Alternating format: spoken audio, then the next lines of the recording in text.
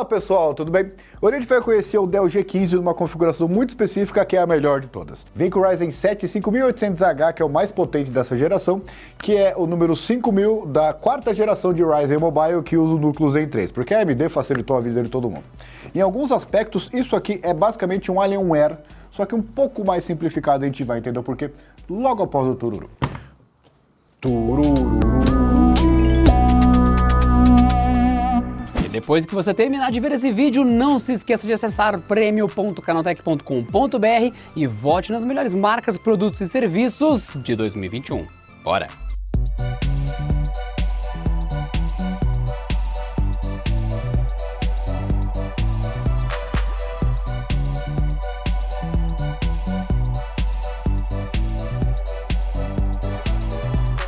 Muito bem, primeiro ponto que a gente percebe que ele tem uma característica muito próxima do Alienware, que é exatamente a construção dele. O que a Dell faz? Ela coloca a tela um pouco mais para cá, para isso aqui ser tudo um gigante exaustor, né? São dois exaustores gigantes aqui, que não caberia se a máquina não tivesse um outro formato, né? E no caso, é exatamente o mesmo setup do Alienware, porque entra ar por aqui, entra ar aqui por baixo e sai aqui por trás principalmente, só que também sai dos dois lados aqui. Então você dificilmente vai ter problema de refrigeração se você realmente colocar o negócio aqui para não ficar tão quieto, mas refrigerar direito, né? E é um setup muito parecido com a Alienware, porque a Alienware também está no guarda-chuva da Dell. Então o que eles fazem? Eles pegam exatamente ali o top deles e faz o trickle down. É mais ou menos assim, a Alienware é a Audi e a Dell é a Volkswagen, sendo que é tudo a mesma empresa. É uma comparação até... Aliás, uma baita comparação, é exatamente isso. Muito curioso. Boa, meu amigo. Mandou muito bem. E o que acontece? Eu vi muita gente reclamando das conexões dele que falam que são poucas, né? Eu, sinceramente, não vi problema nisso. Aqui nós temos duas USB 3.2, não é 3.0, que é aquela um pouco mais rápida, né? E detalhe, isso pode variar dependendo da configuração que você escolhe, porque tem essa máquina aqui com 1650, com 3050, então o número, né, se é 3.1, 3.2, pode variar. Do outro lado aqui nós temos a Ethernet, que a máquina gamer tem que ter, digamos, né? E o conector de fone de ouvido. E aqui atrás temos o modo desktop, que é exatamente assim, isso aqui se transforma meio que numa CPU, porque você tem aqui uma porta USB 3.2 também, você conecta o hub, que pode colocar HD externo, mouse, teclado, o controle, qualquer coisa que você quiser, tem uma porta aqui para isso. Tem um HDMI aqui que é 2.1, então você vai conseguir jogar com máxima frequência ali na sua TV 4K. Aqui nós temos o conector de energia daquela coisa que a Dell está fazendo, que é exatamente o mesmo carregador do Alienware, que é essa coisa gigante aqui. 240 watts, que está sobredimensionado, mas é melhor estar sobredimensionado do que faltar, certo? E para finalizar, nós temos aqui uma porta USB tipo C, porque aqui é modelo Ryzen, né? Só que ela tem saída DisplayPort, então você pode conectar o monitor por HDMI ou por USB-C, que vai aceitar, você pode ter os dois ali, né? E no geral, assim, parece, na hora que você pega ele, especialmente porque o Alienware que a gente analisou tinha 15.6 polegadas também, parece ser uma versão simplificada. Ele não tem aquelas coisas de metal, tudo bonitinho, ele é totalmente de plástico, mas é um plástico bom. Não tem o que... mas ele é de plástico. Que diferença faz? Você tá jogando? Para vocês faz diferença se você tem uma boa configuração, mas a máquina ser de plástico, aí não vale? Não entendo isso. Coloca aqui embaixo nos comentários. Aqui, agora vamos abrir a máquina na parte de interação com ela, né? Em primeiro lugar, nós temos talvez um dos menores touchpads do mundo comparado ao modelo de 15.6 polegadas, né? Eu juro pra vocês, eu acho que é um touchpad menor do que o meu Chromebook de 11 polegadas. E não vejo problema com isso, porque quando você vai comprar uma máquina gamer, touchpad não é o requisito que as pessoas geralmente prestam tanta atenção. Ou você vai usar o mouse, ou você vai usar o controle, ou você vai usar, sei lá, um volante gamer na porta USB, mas touchpad tá ali mais para você conseguir trabalhar, não é o foco do produto em si. O teclado que vocês podem ver aqui, ele é RGB, tem zonas aqui, você pode configurar o que você quiser. E aqui vai a minha primeira reclamação do vídeo. O software aqui é exatamente o Alienware Command Center, o mesmo software utilizado no Alienware, você vê que tá semelhança aí, né? Só que ele é mal feito. Ele pesa demais, ele tem uma função muito simples que é regular, por exemplo, as luzes, a velocidade do fone e tal.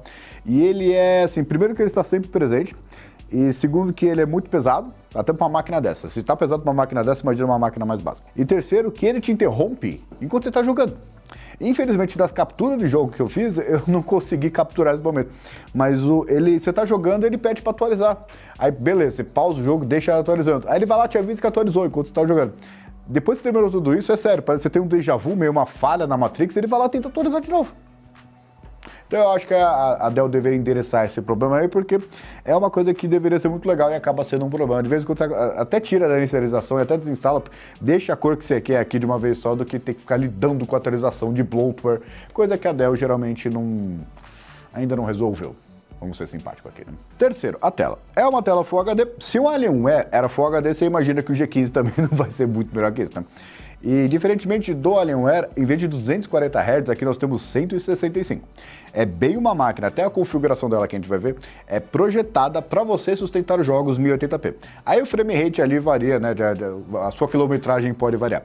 Mas eu acredito que é um projeto correto, porque se você quiser mais resolução, até mais tamanho também, HDMI ali, conector TV, conector monitor, tá tudo certo. Só que aqui é uma tela que não vai lhe faltar.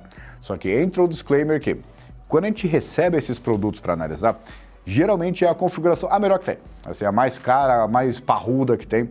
E dessa configuração mais parruda que eu olhei no site da Dell, essa tela aqui, que é uma tela boa, não vou falar que ela é excelente, mas é uma tela boa, porque o propósito dela também não é você ter o vermelho puro ali na hora de mexer no Illustrator, era para você jogar, né?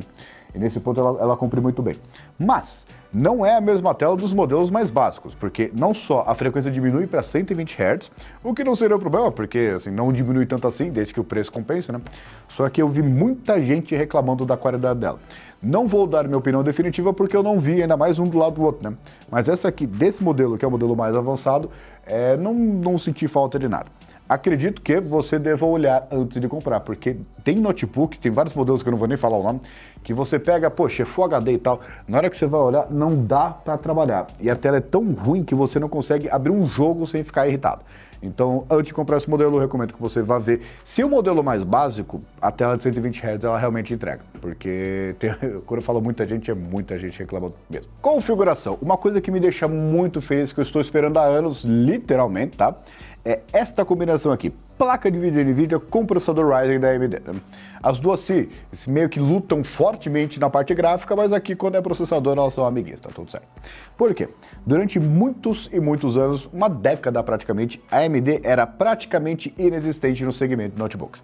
Ela não tinha nem modelos, nem margem para conseguir começar a competir com a Intel no segmento de jogos avançados. O que começou a mudar muito recentemente com o Ryzen, recentemente assim, nos últimos 2 anos, que ela começou a criar processadores mais otimizados, mais modernos, com uma arquitetura mais avançada, e finalmente está conseguindo conquistar o espaço que a Intel sempre reinou, acima de 90% lá.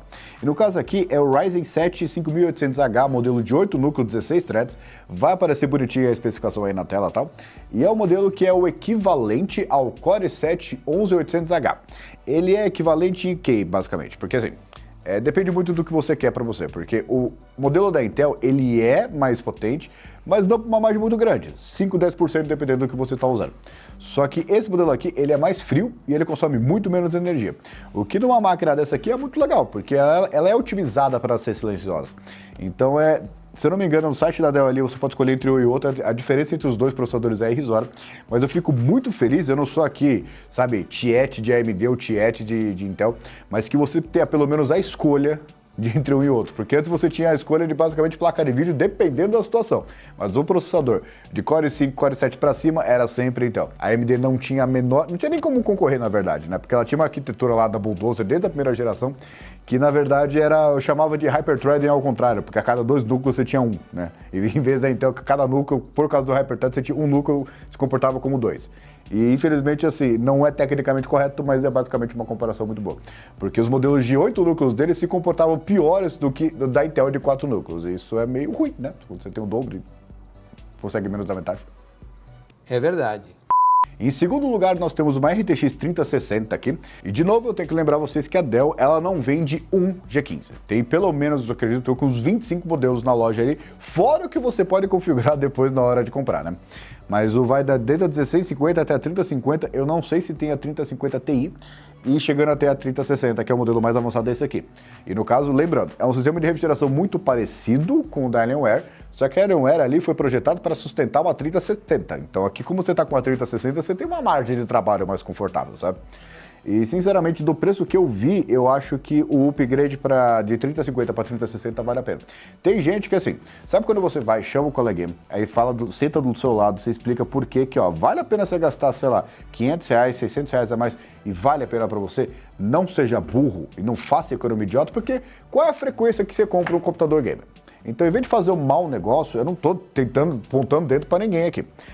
Compra um modelo com uma placa de vídeo um pouco melhor, com 16 GB pelo menos, ou então depois atualiza para 32. Só que tem gente que não escuta.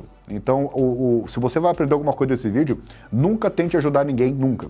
Porque tem gente que não merece ajuda. E você perde seu tempo. Ih, rapaz. Comentário passado, escolhas erradas foram feitas e tal, então continuando. Aqui nós temos 16 GB DDR4 com 2 canais, então são 2 peitos de 8 GB, né? Rodando a 3.200 MHz. De novo, depende da configuração que você vai escolher. Vai desde o Core i5 de 10ª geração, acho que é o 10 qualquer coisa H, que a Intel com número ultimamente tá bem complicado, né? Mas é o modelo de entrada e eu sinceramente não recomendo, porque é um processador que já está 2 gerações para trás, porque a Intel já está na 12ª geração, e é um modelo que não é tecnicamente assim, tipo, a diferença dele pro Core i7 é grande. Sendo muito simples aqui, é muito grande. A partir da 11ª geração já muda bastante, da 12ª é praticamente uma coisa completamente diferente.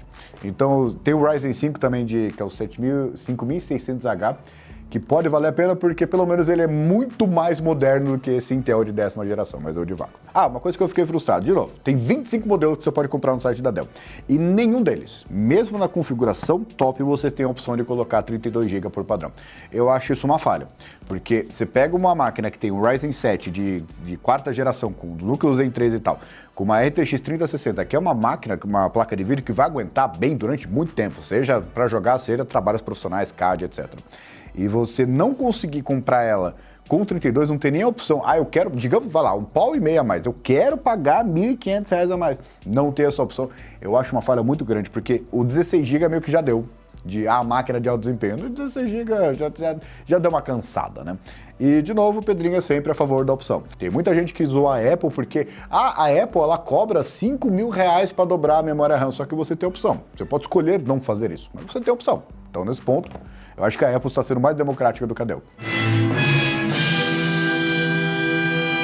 Mas eu realmente acredito que o público-alvo, que geralmente quem vai comprar uma máquina dessa para trabalhar, para jogar, não está muito interessado em não, eu vou comprar ela, vou esperar chegar em casa, vou entrar em um outro site, vou comprar a memória, vou atualizar, e aí o bagulho vai ficar louco. Sendo que os peitos que estão aqui você joga fora. Não acho que é o tipo de postura legal. É talvez bacana para desktop, porque desktop o pessoal está acostumado a mexer. Agora, notebook, você é obrigado a abrir para ter o mínimo para... Bom, enfim. Acho que eu já estressei esse ponto o suficiente, certo? O que mais tem de interessante aqui? Ele tem o Wi-Fi 6, como toda boa máquina gamer que não quer contar com cabo, porque, de novo, nós temos o conector aqui, mas acredito eu que se você tiver um roteador com Wi-Fi 6, você não vai precisar, porque a diferença, ela é, em termos práticos, praticamente inexistente. Você não precisa passar um cabo da sua sala, furar a parede, trazer até aqui, ficar com mais cabo aqui, e é exatamente por isso que eu acho que a Dell colocou essa porta aqui do lado, não colocou aqui atrás, porque aqui já seria esperado, né? Todos os cabos saindo daqui. Aqui é caso você não tenha opção mesmo. Então, se você tiver um roteador com Wi-Fi 6, não precisa de cabo, não precisa nem se preocupar em passar cabo. E uma coisa que eu achei muito interessante sempre que eu falo de máquina gamer, o que é verdade, né, é que toda máquina gamer tem bateria, mas a bateria é o no-break. Porque você tira da tomada, você tem que começar ali, você vê praticamente o contador negativo ali, uma horinha já acabou o negócio. E essa máquina aqui tem uma bateria de 86 Wh, também conhecido como muita coisa. E não só isso, a Dell, ela criou algum jeito aqui de economia de energia que você consegue trabalhar por 7 ou 8 horas de boa. E detalhe, essa aqui é a configuração mais potente. Eu queria saber das configurações mais básicas, que deve ter uma autonomia ainda melhor, né? Mas é a primeira máquina que eu, na verdade, não precisa nem chegar a 7 horas, que consegue passar de 5 horas fora da tomada sem você configurar nada de fábrica. Um comentário, por exemplo, da Avel. A Avel, talvez para mostrar trabalho, quando você compra a máquina, ela sempre chega setada com tudo no máximo. Não tem zero economia de energia ali. Você tira o cabo, ela continua trabalhando com tudo no talo, né? E aqui a Dell fez alguma mágica para isso não acontecer. Da mesma forma que essa aqui é a máquina mais bem refrigerada do planeta Terra? Não.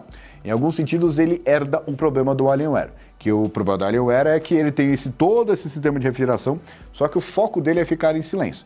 Então você, na hora de jogar, até tem um monte de captura de tela que dá pra ver isso. Você vê o processador ali 80, 85, 90 graus, a placa de vídeo 70 graus, 75, e a máquina, ela não emite um ruído. É uma forma de dizer, tá? Ela é muito silenciosa. E se você colocar tudo no máximo, você resolve, você baixa ali uns 15 graus, sabe? Só que por padrão, você não tem esse sistema de refrigeração otimizado para poupar os componentes, mas assim, para ficar silenciosa. Então é uma escolha. Mas eu sinceramente, assim, eu acho que de toda aquela configuração inicial do Windows que você faz, já que é um pé no saco, fazer aquilo é muito chato, é muita etapa, muita chateação, pelo menos coloca uma etapa mais útil. Você quer configurar a sua máquina para ter economia de bateria e ficar silenciosa, ou você quer que ela fique extremamente bem refrigerada? E já configura ali uma versão, uma skin da Dell, né? Que configure tudo, porque não tem por que você ter todas as máquinas que vêm com Windows já com uma configuração que a própria empresa escolheu e você não pode escolher. E sendo que para mudar, assim, você vai ter que mudar manualmente. Isso é uma coisa que eu tenho que dizer também. E muito bem, qual que é a conclusão? Primeiro que assim, se você tiver a oportunidade de comprar essa máquina, compre, porque é uma máquina muito boa. Não é porque, assim, tem alguns probleminhas aqui e ali, ou alguns ajustes que precisam ser feitos, que ela é uma máquina ruim. É uma baita máquina. Agora esse é o ponto número 1. Ponto número 2. Essa configuração aqui, que é a top dessa geração, eu acho que não tem como ficar muito melhor que isso. Eu acho que, de novo, só precisa alguma opção para o usuário poder escolher colocar 32 GB logo de fábrica. Mas pelo menos a democracia que você tem aqui na escolha de configurações, para mim, é exatamente o que eu gostaria na hora de comprar uma máquina.